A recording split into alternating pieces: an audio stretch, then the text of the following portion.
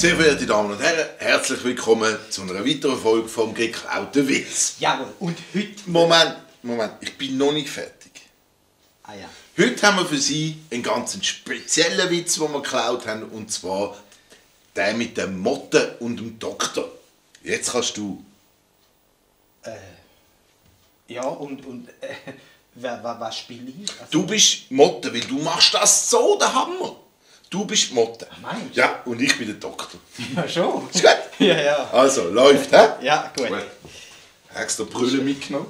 So. Du bist der Doktor und ich bin die Mathe.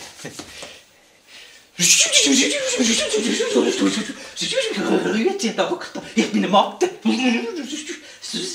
Grüezi wohl. Sie wissen schon, ich bin zwar Doktor, aber ich bin Orthopäd. Ich glaube eher, Sie sollten zum Psychiater. Ja, ich weiß. Ich bin auch unterwegs zu einem, aber bei Ihnen hat er Licht bringt.